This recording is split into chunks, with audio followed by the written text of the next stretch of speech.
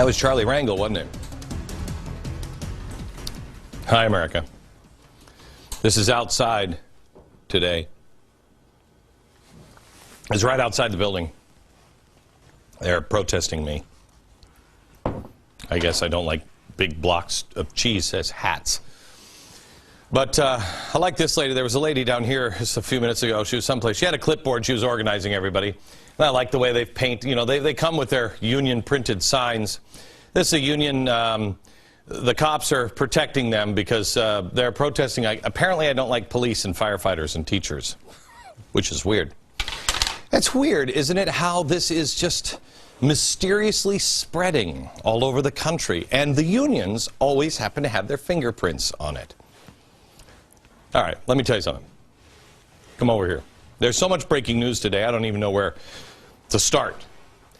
Before we got into what we had planned, I want to give you a couple of updates. In an attempt to transform the Wisconsin protest from the vulgar signs and angry union members, you know, come here, kind of like these guys back over here, you know, the angry union members.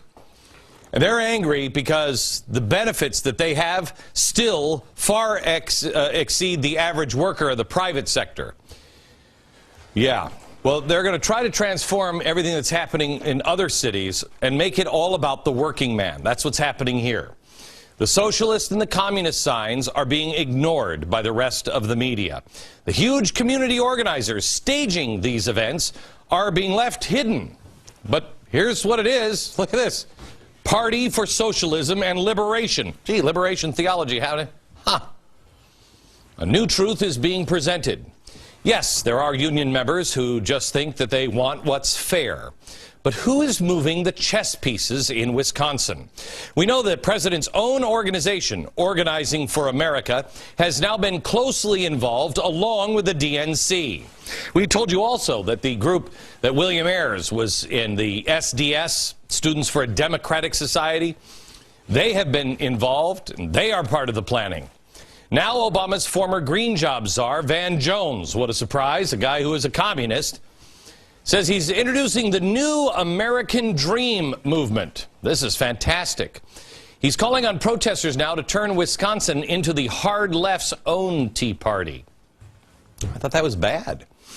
He says, over the next hours and days, all who love this country need to do everything possible to spread the spirit of Madison, not James Madison, Madison, Wisconsin, to all 50 states.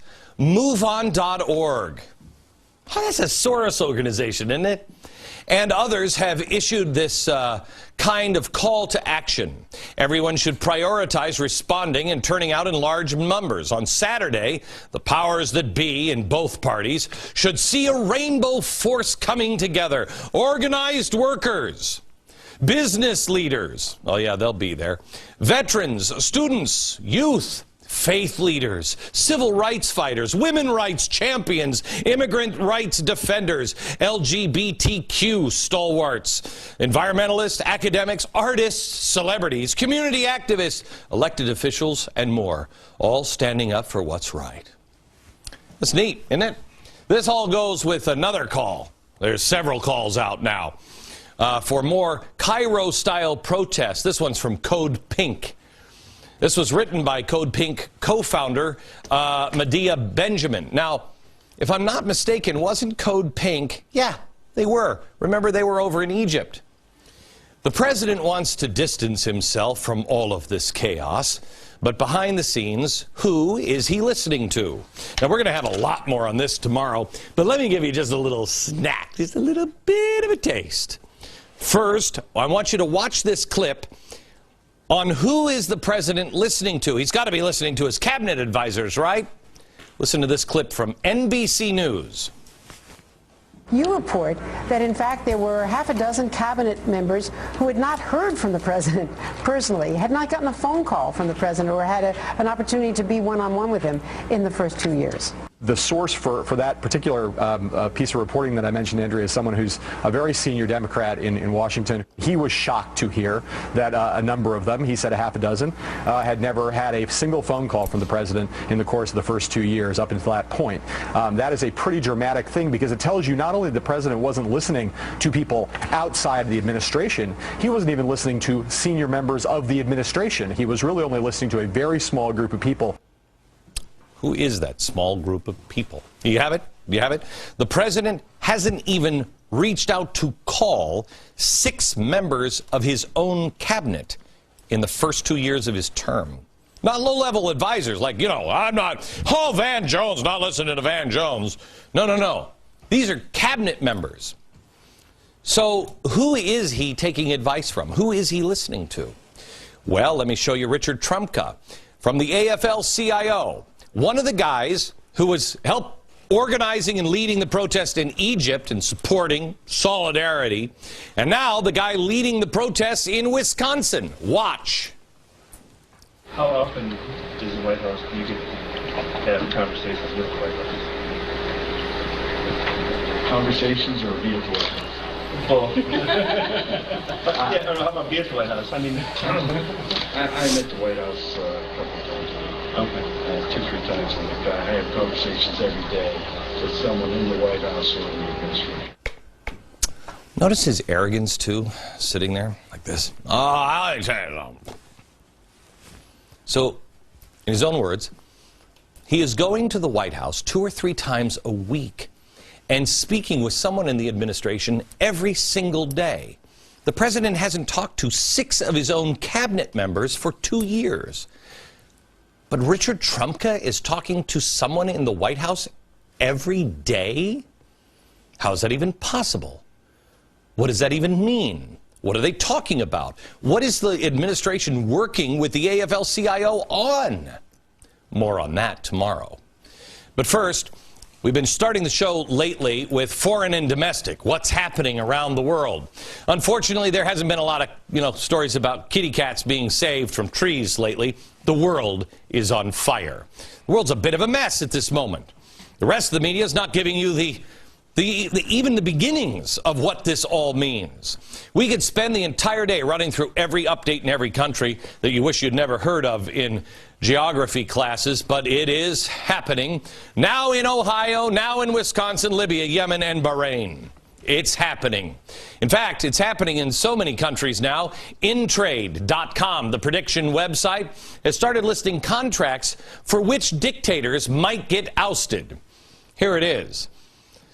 Libya, 82%, it's going to be Gaddafi. Bahrain, told you yesterday, not good. Gaddafi, I got news for you. Gaddafi is not going without a fight. Here's what he said earlier today. I'm not going to leave this land. And I'm going to die here, and die here as a martyr. Yep. How about this guy? We've been telling you about him for weeks. Is anybody else in the media really on this guy? Because we're about to see a big Islamic Caliphate conference and rally happening, next week or the week after? This guy is al-Qaradawi. He is the spiritual leader and the voice of the Muslim Brotherhood that you don't need to worry about. Nobody extreme in the Muslim Brotherhood. Well, this guy does say he wants to kill all the Jews in Israel, and he theorized that Allah sent Hitler to punish the Jews. Well, here's his latest. It's a fatwa, once again attempting to further chaos in the region. Here's what he said. Whoever in the Libyan army is able to shoot a bullet at Mr. Gaddafi should do so. I now issue a fatwa urging officers and soldiers who can to kill Muammar Gaddafi. Shoot him down and relieve the people and the country of his burden. This man wants to annihilate the people. Well, let me tell you something. I personally think Muammar Gaddafi looks like Scar from The Lion King, and he has a worse personality. It's difficult to have any warm and tender feelings for the crazy man, Muammar Gaddafi. But that's not what this is about. This is about the Muslim Brotherhood attempting to flex its muscles. It is about the Libyan people becoming pawns in a violent power struggle between 2 egomaniacal madmen. It's about how much cash also gets pulled off your debit card every time you go and try to fill your gas tank. every time. That's what this is going to become about. Does that interest you at all? What happens if the Muslim Brotherhood is successful in Libya? How high is the gas? Who's their next target? What's to stop them from saying, take out the regime in Saudi Arabia, too? Again, I'm no fan of the Saudi Arabia regime. I didn't like it when Bush was walking in the garden holding hands. But let me show you this. You bring up Facebook. Saudi Revolution, March 20th. This is happening. Gee, the fist. The fist. Where have I seen the fist before? Is that... oh, yeah, the Young Communist also used that fist in their logo. This is happening. What happens? Are you willing to roll the dice on an entire region, flipping to some blind, unnamed democracy with an unknown outcome? You willing to? Because that's what's happening.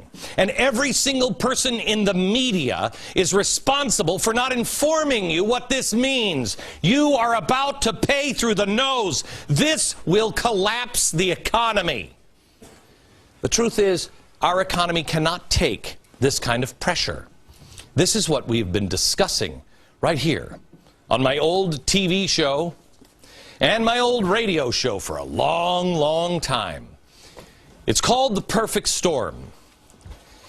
And I can't honestly believe that we're finally here.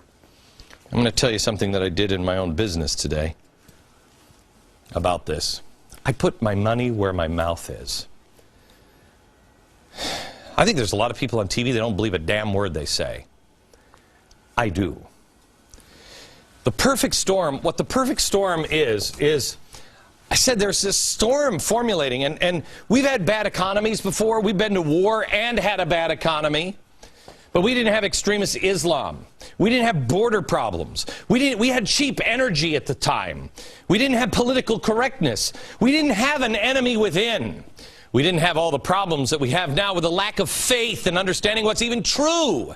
We knew what our history was when World War II came along. What is it now?